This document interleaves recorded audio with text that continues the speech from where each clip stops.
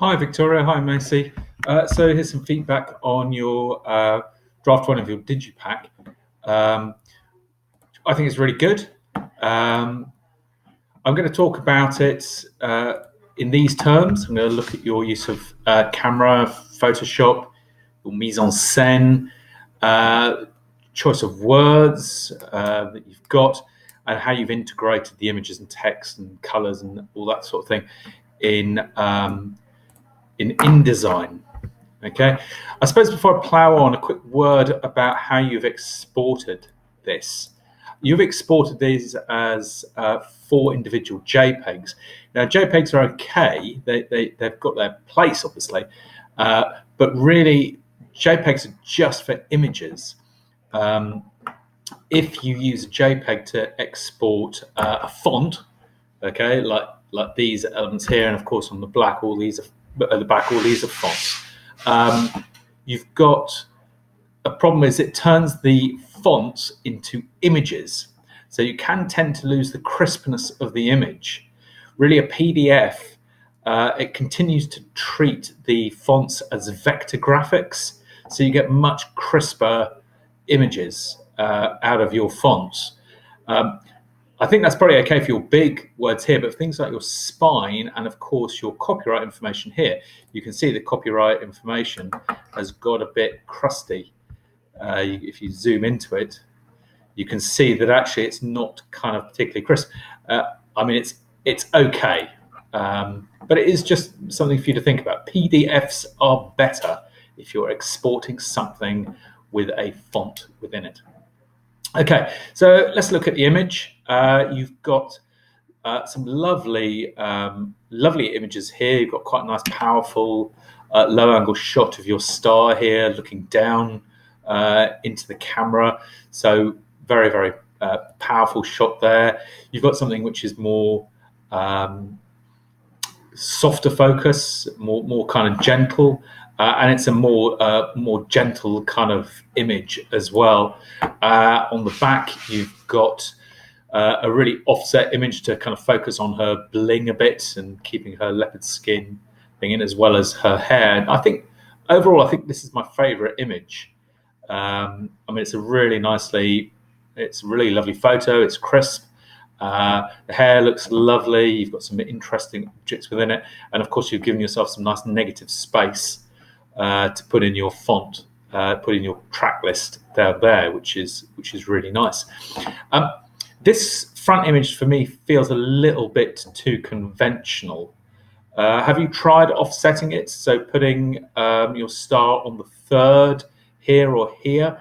Have you maybe tried pushing her up? I mean, the example we looked at had the star in mid shot, but the kind of top of her head was cut off. So actually her eyes were up here, which was quite interesting. Alternatively, you could possibly make it a bit bigger. Celebrate the face. It's the face of your star. I'd have a little bit of a play with this, the positioning of this image. It's at the moment, it feels a little bit too kind of conventional. Although I like her haughty kind of arrogance within it, which I think is very strong.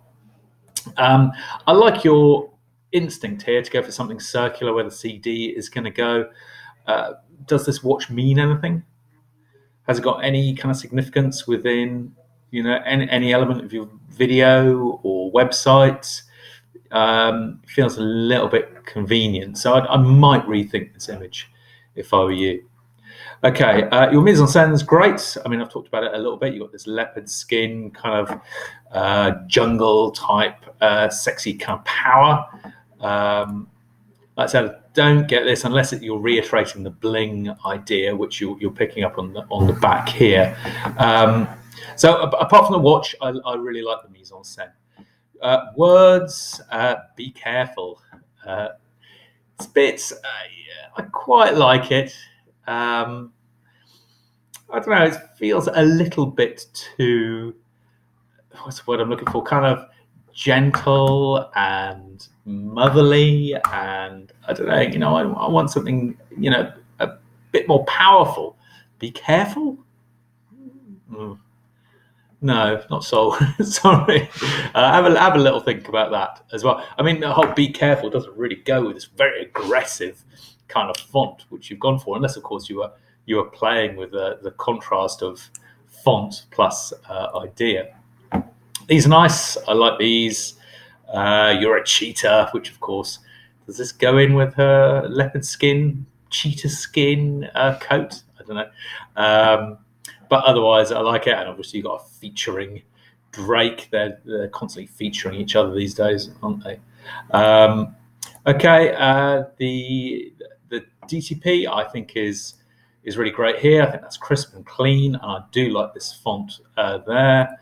Um, I'm glad that you've gone for something different there, Milani, and you've gone for a small I here. I quite like that, and obviously I like the differences between the two.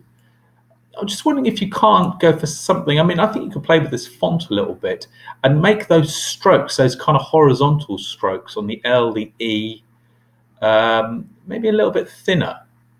So you've got more of a contrast between a thick downward font and a thinner horizontal, stroke and a horizontal stroke. I'd have a little play with that, but I like that kind of instinct, that kind of elegance, and I like the contrast between the two fonts. I think that works really, really well.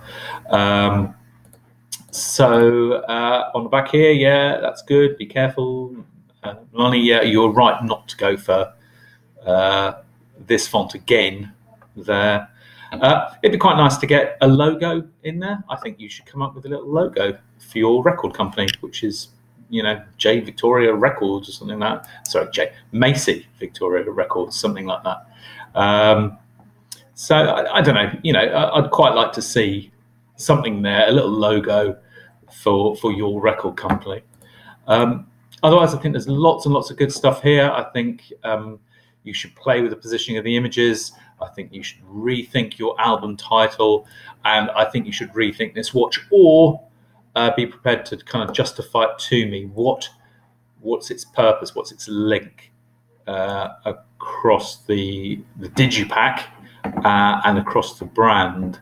And maybe kind of think again there. But second draft, I think you should be finished. I think it's a strong piece of work. So very well done, ladies.